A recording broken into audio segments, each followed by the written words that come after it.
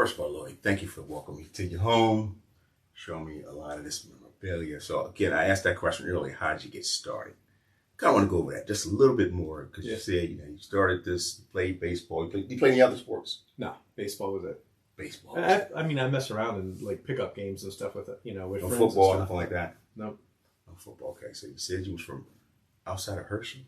Yeah. What's the name of the town? Fredericksburg, Pennsylvania. My high school was Northern Lebanon. Lebanon. Okay. Yeah. Okay. All right. So get out of high school. Go to college. You said you went. Tell us what college you went to. I went to Penn State. Penn State, man. Penn State. Okay, go to Penn State. What you major in? If I ask that question. Sure. I went to school. I started with my major to be a math teacher. Really? Secondary education, mathematics. Oh, I didn't know that about you. Yeah. And then switched into business, and then never completed my degree. I fell in love with retail. I was working for a grocery store chain at the time. When I was 16, I started working with them, and then I went and became a manager with them. Dropped out of college, went to be a manager with them. Left them after 7 or 8 years, and then went to Walmart. Worked with them for almost 19 years. Wow.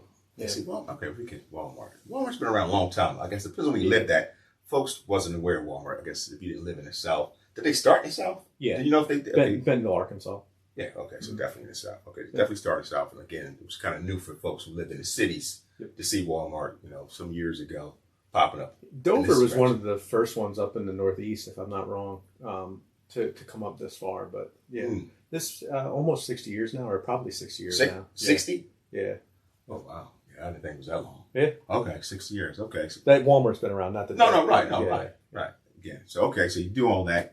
I really want to know, when did you start really getting to this collecting things? Like, you know what, I think I like those type of things, and I want to start collecting because this is an expensive hobby. Yeah. So I think I guess it's your personality. I have a collective personality or addictive personality, I guess. So it can be dangerous depending on what you get into. But whatever I got into, I would really want to get everything about or know everything about it and gain all the info and as much as I could on it. And it goes from, it was movies, autograph stuff, cigars, like whatever it was I got into, I got into it. Yeah. And so I think, when I hit my 20s and started doing the autograph thing a little bit, like really hardcore, is when I really dug into being serious about it and trying to make it into a major hobby for me. And then it just kind of took off, and it was kind of like almost scary how quick it got to and how large the collection got. So then you're like, wow, like how did that go? Yeah, because like I said, this stuff costs money. It does. Yep. So that's kind of like almost a buffer to say, whoa, okay.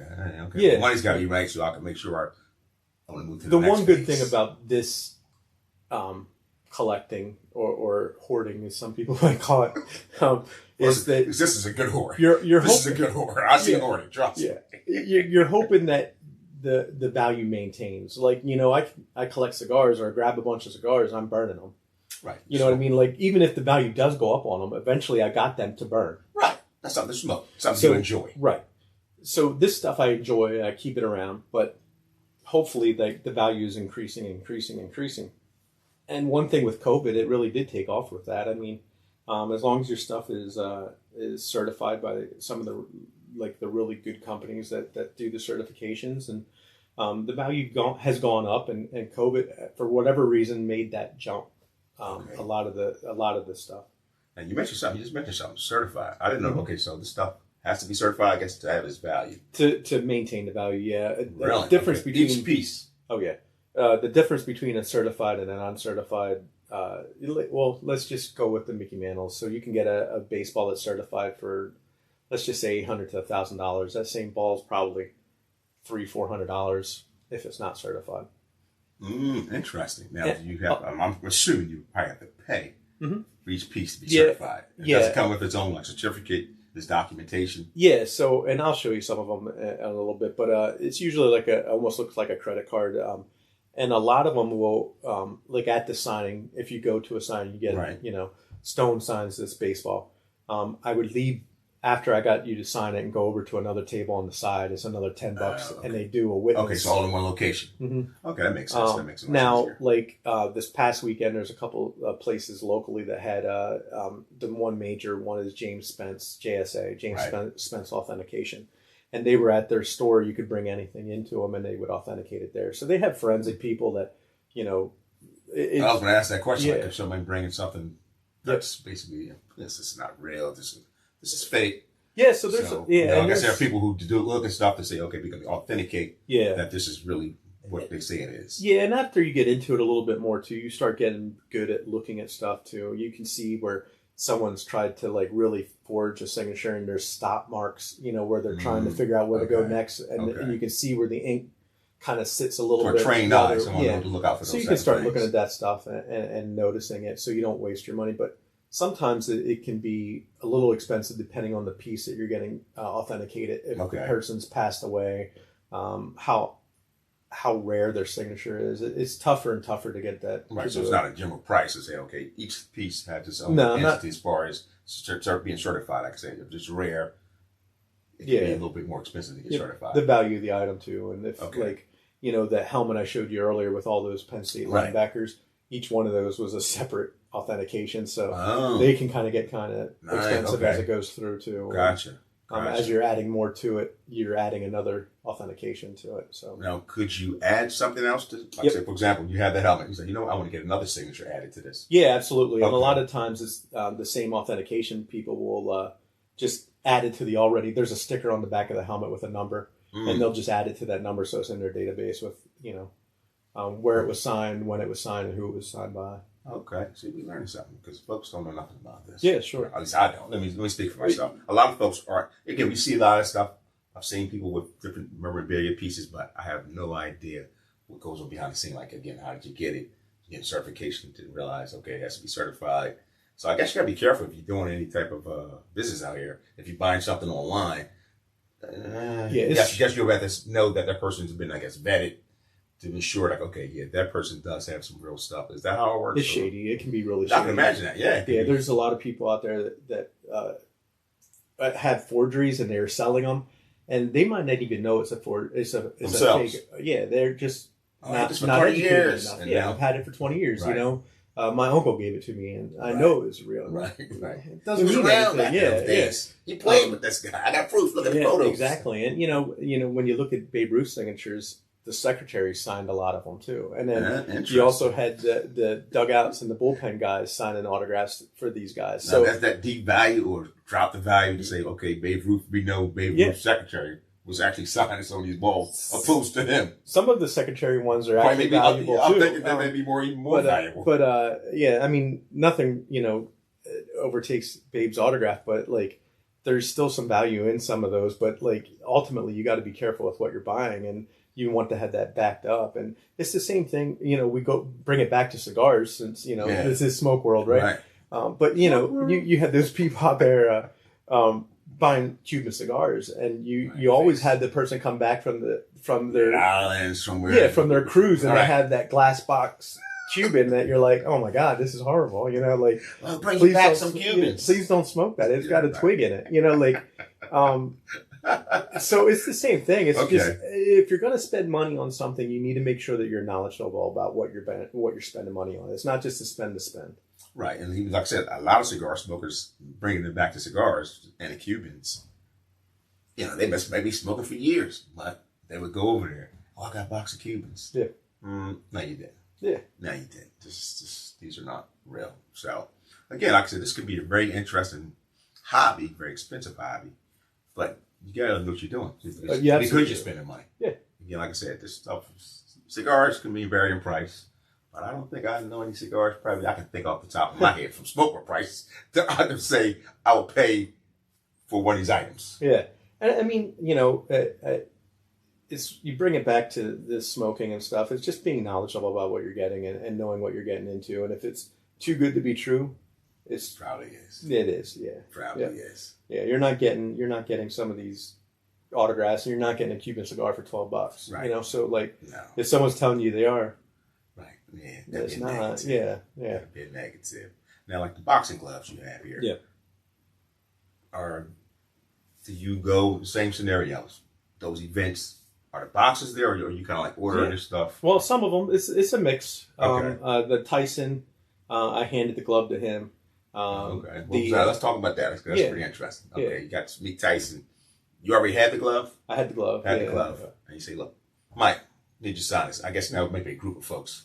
You wait in the line. They call you up by numbers. Usually, the good autograph shows are ran by numbers tickets. So you buy your ticket. They call them up in numbers, groups of 10 usually, and you have your time there with the athlete to give them whatever and tell them what you want signed and how you want it signed, and they hook it up. Yeah. Right. So you just say, all right, pretty much just pass the glove and no conversation. Do you have any conversations? You say, hey, not much. Well, he's lost a little bit of his hearing. I guess you get hit in the ear enough, Definitely. It's probably not as much. That ain't the only thing you lost. But he didn't lose as much hearing, I guess, as Evander when he bit his ear off. But you got to regain that. Yeah, but so he's you got to be really clear with him and speak up with him. Okay. But Roy Jones Jr. was at this.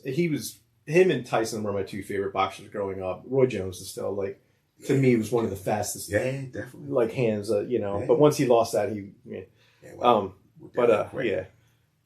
so he was at the same show, and it's just kind of cool to have those moments, somebody look up to him like, hey man, I'm here actually getting something signed from somebody I admire this, what they did in the sport, their skill set, and then get something signed.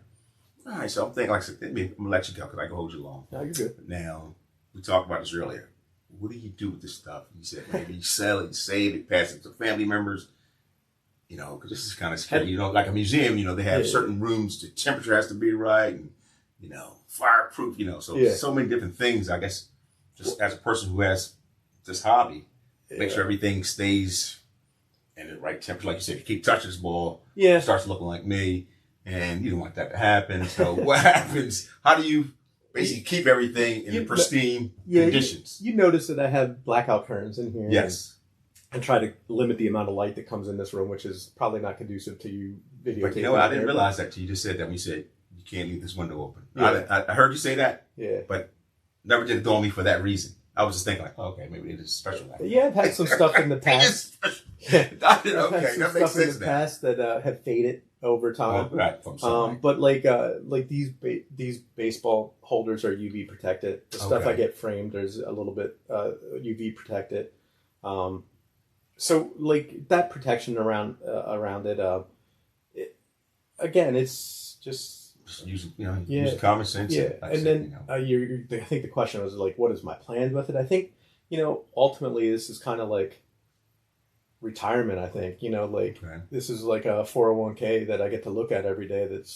But retirement last time I have the age on. Do you think in 20 years? I don't know. We'll see. That's what I'm saying, right? So that's the tricky part about that. Yeah. When you sit there retire, thing, I'm like, you know what? Do another 15, 20 years at this job and I'm done. But this kind of stuff. You can have this, you pass it on to somebody, Grandpa had this or whoever. He was 90 years old when he passed or 100 years old and he had all this stuff from way back in the day.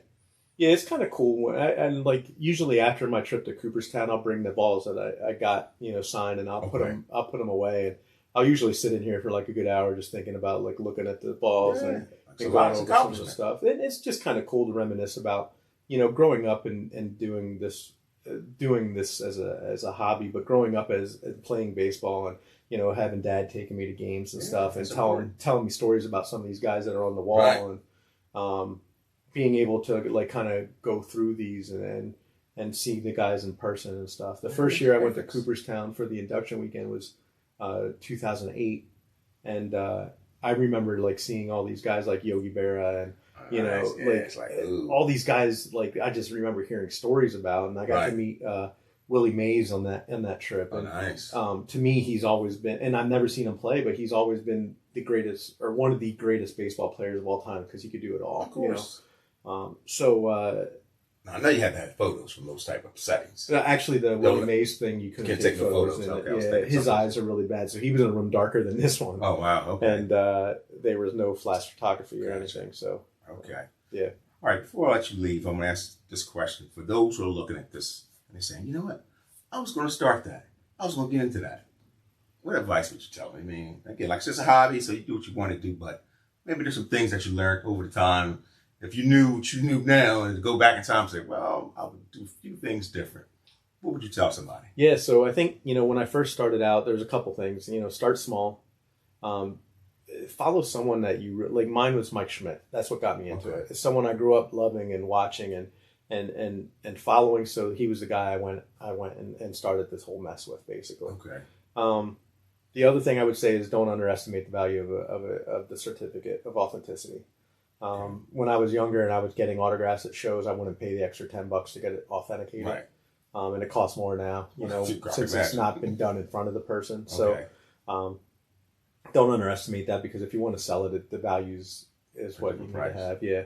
But just don't worry about buying and selling stuff or worrying about the value of it. Just worry about what you can afford and collect it, and collect it for yourself. Okay. If you have a love for it, right? Yeah. That's the main thing, that you have a love for something that, again, basically I say, don't really get into this for the money. Right. If you have a love for it, it's your passion. You definitely don't want to get into it for the money. Well, some folks, again, this is where we are, unfortunately, but technically, I can make some money off of that. Yeah. This is not a money thing. You got it just because this is a sport that you love. And again, bringing back some memories of you and your father. So, well, thanks, brother. I appreciate it, man. What you smoking today? You go smoke today? You smoking? What you doing today? I don't know. You want to grab a cigar? Well, I just wonder if you smoking. Let the folks know if you smoking today. The smoke world. You know what? I'll actually. No, I'm not putting no pressure. I'm just asking. No. Smoking today. You know what? But I'm smoking in the car. I'm going to celebrate. I'm going to grab an Alicia Bull. Oh, look, he get fancy. Yeah, I had to. I'm on Smoke World. Getting fancy. Okay, Smoke World. Showing off again, people. Yeah, I had to. I got a chilling moose. Costs like $3, I think. I'll get you a bull. No, I got some. So, wanted to walk you through some of the items I have here. I have a Charles Barkley autographed basketball. I have a Bobby Knight Final Four ball. Franco Harris ball. It's limited edition, number 72 of those around. This is from the Immaculate Reception. A Penn State helmet, linebacker U. It's noted by. It's kind of like their moniker is linebacker U, because all the linebackers that they had come through there. But a lot of famous ones on there. Jack Ham is in the Pro Football Hall of Fame. Most recently, Micah Parsons from the Dallas Cowboys. Even though he's a Cowboy, he's still on the Penn State. Won't hold that against him. Yeah, not at all. Over here, I have some more I went to Penn State, so I have some more Penn State helmets. I have Godwin from Delaware. Nice. This is Porter, Joey Porter's son, that was just drafted. And LeVar Arrington helmet, Saquon Barkley helmet, Kurt Warner helmet, and then down at the bottom is a Maryland Terrapins helmet signed by Boomer Esiason. On this cabinet over here, I have a mini helmet with Ken Griffey Jr. I have a pair of limited edition Trout cleats they made for Mike Trout for the 2014 All-Star game, which he was the MVP for. So they look like a rainbow trout, which is kind of cool. Nice. I have a couple mini helmets. When I started collecting, I started doing mini helmets from colleges, because a lot of them they're always from that college, even if they get traded and move around to different teams. So I like to have the colleges. So I have a Miami Hurricanes Ray Lewis, Florida State Deion Sanders, and then some pro helmets here in the front. It's Terry Bradshaw from the Steelers, Peyton Manning from the Colts, and then O.J. Simpson from the Buffalo Bills.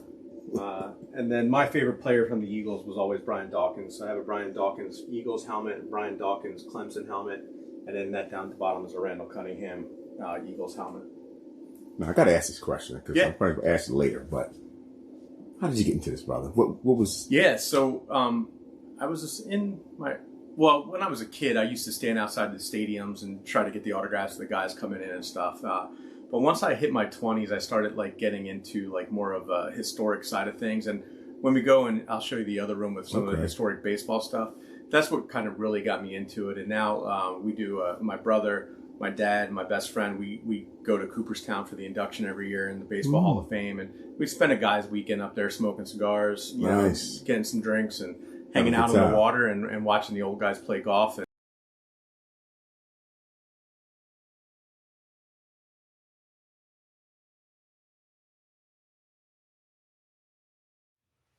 All right, so I'm walking through some of my baseball collection. Like I said, a lot of these are Hall of Fame members.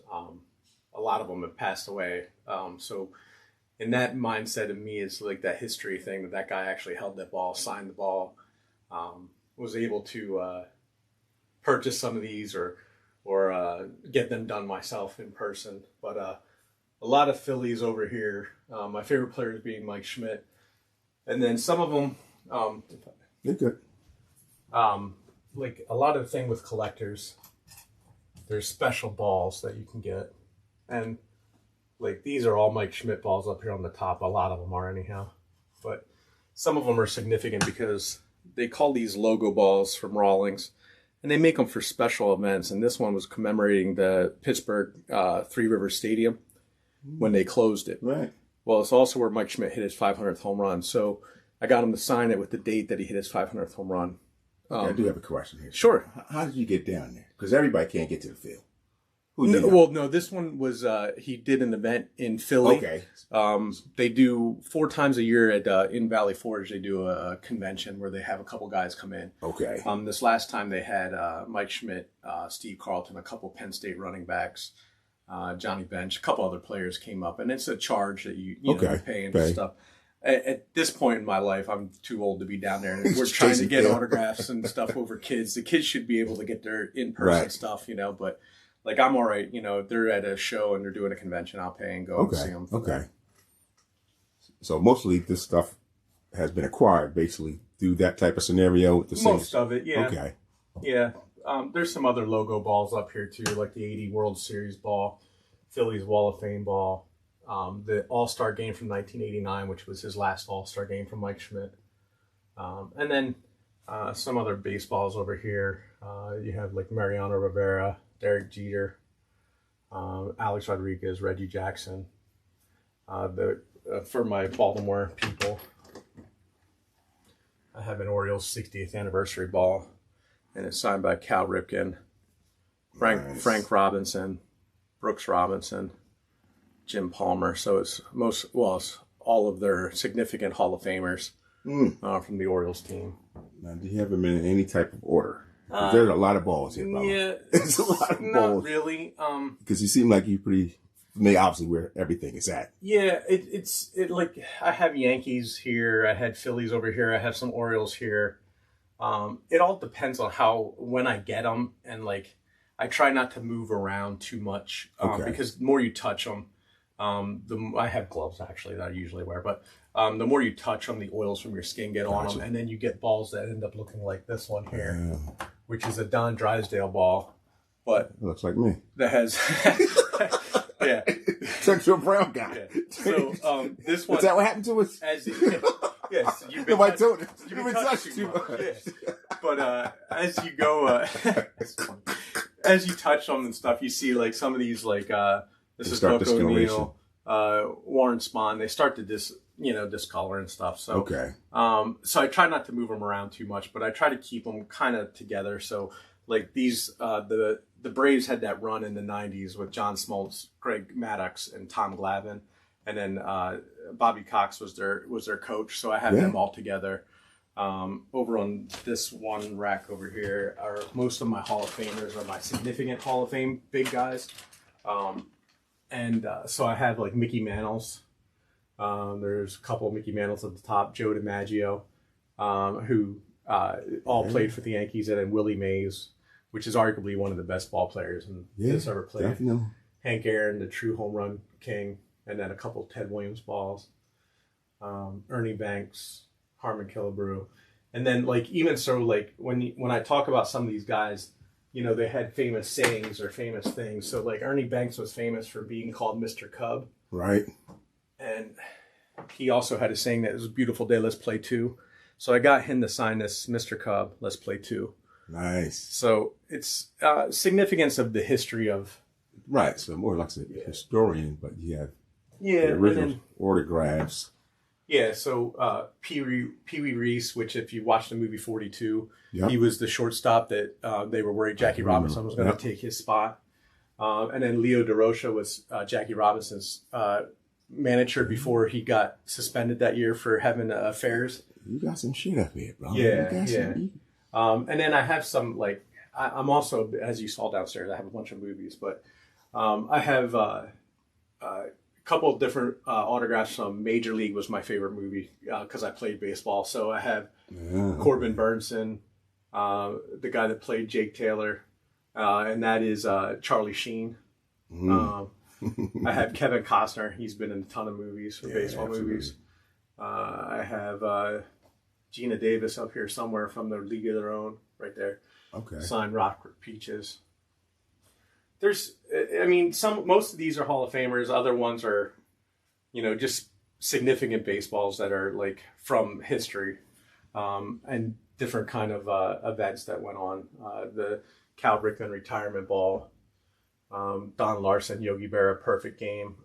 It's the only perfect game to ever be pitched in a World Series. So I have the catcher and the pitcher that pitched it, and they dated it as the perfect battery they wrote on it. Okay, so how much time are we looking at? Because there are a lot of balls there, bro. What kind of time frame are we talking about? Okay, you started this. I would say this collection. Really, really digging into it is probably 20 years now. So I'm 45. I probably really was significantly into it at 25. Maybe a little bit before that. I remember going to an autograph signing in the King of Prussia Mall that Mike Schmidt was at. My favorite player ever. Are there any particular groups that you know that these folks are going to be different places to sign these balls? Okay. Yeah. There's some, you can get into paid sites online, but it's just as easy to go on Facebook groups. That's what I'm saying, right? I have a lot of purchases that I made through Facebook groups. You can buy, sell, trade in through those groups. Now, do you do any of that? I don't sell so much, just because I've become, it's personal almost. Right. You know what I mean? Like, so it's tough for me to get rid of them. As you see, I have a bunch of Mickey Mantles at the top, and they can be $1,000 a ball. And right. Long term. Let's say, legacy, you pass it on to family members, or just something. It's probably something that's, retirement wise, pay off the house. And, so that kind of stuff. Go to the beach. Yeah. Live near the water. But so that's the baseball collection, and there's still other baseballs that I don't have out, but these are like the big ones, and some cool different ones that I have. There's two guys that have played in Major League Baseball that have only had one arm, Jim Abbott and Pete Gray.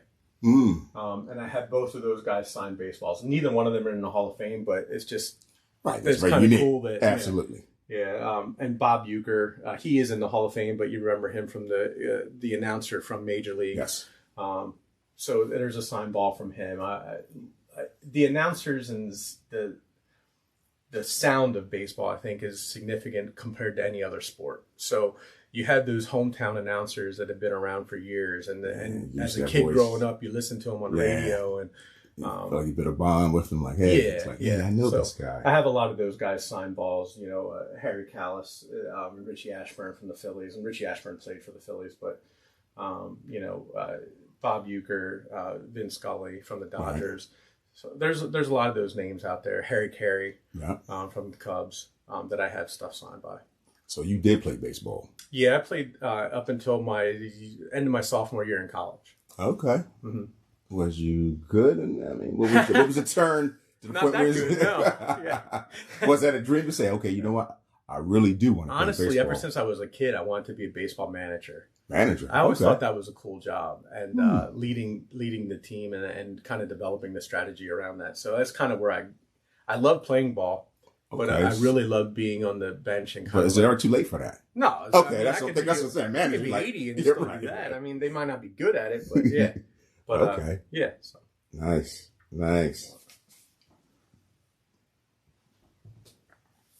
All right, talk to us about what we're looking at right now. So this was from a show that was done not long after Mike Schmidt retired in 1989, and it is all the living members of the 500 Home Run Club.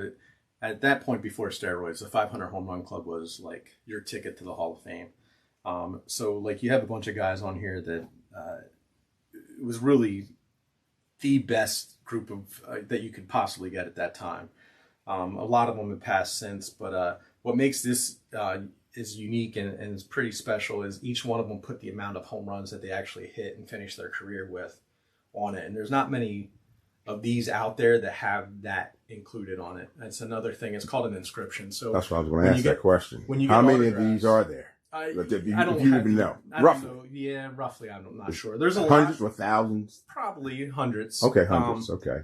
But with the inscriptions, probably not that much.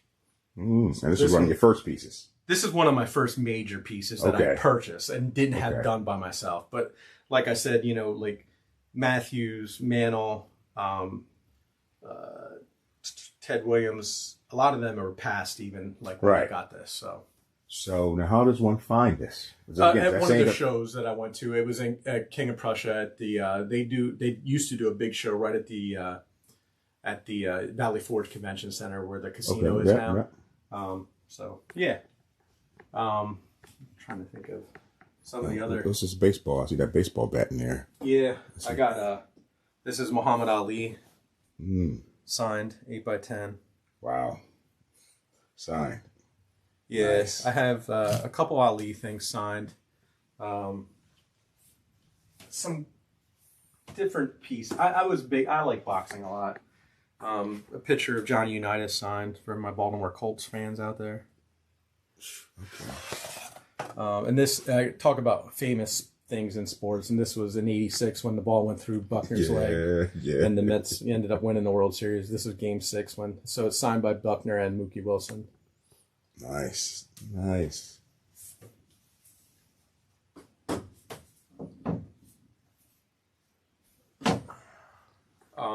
As far as like movie stuff, I think this is kind of cool. Growing up, I was always a big fan of the Christmas Story movie. Yes. And Ralphie. Yes. And this is put your eye out with this that. is an actual. This is a BB gun signed by Peter Billingsley. Wow. Who played Ralphie.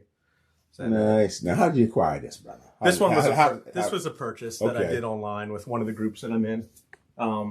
They had him in for signing some stuff, and I was like, "Yeah, I need it. I needed an autograph." That's classic. Boxing gloves here. Jake LaMotta. Nice. Yeah, this is Riddick Bowe. The heavyweight fighters. They just kind of fell off the map. I don't know why happened. Heavyweight. One of my favorites growing up, Mike Tyson. Oh yeah, there you go, classic. And then one of my favorites from Philly area. That's real, not Sylvester Stallone and Rocky. Joe Frazier. Joe Frazier. Yeah. And then some other photos and whatnot over here I had. But, I mean, this is a Charles Barkley Sixers jersey signed. Barkley was always my favorite Sixer growing up. Don't have a championship ring, isn't it? Something? It's very sad when you think about it. Yeah, it's like, wow. Yeah. He ended up running into Michael Jordan every time he was in a decent team. So this is a Ken Griffey Jr. bat. Nice. Yeah, it has his stats on it. Plans on maybe hanging these things? Or I want to finish the basement in the house. We didn't finish it when we moved in, but eventually we will. And okay, so everything would be down. Would you move everything down there? You think like your baseball? Probably. Okay. And this is a Mike Schmidt Hall of Fame bat. And then there's a bat on the wall over there. There's a Derek Jeter bat. That's number 222.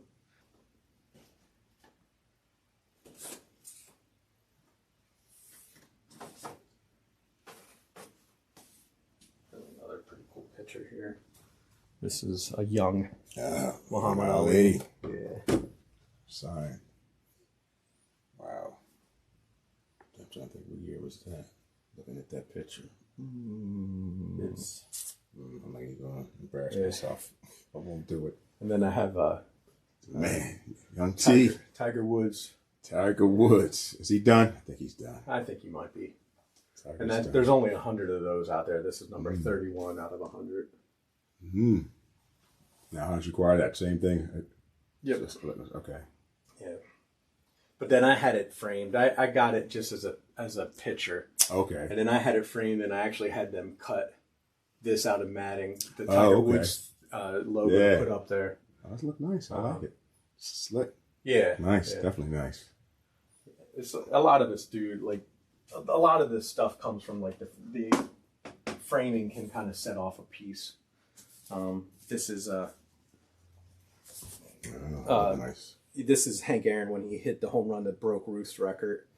And then I bought patches that commemorated the times that they did it. They did a 40th anniversary and I think 25th anniversary. So I got okay. those patches and had it framed with that on it.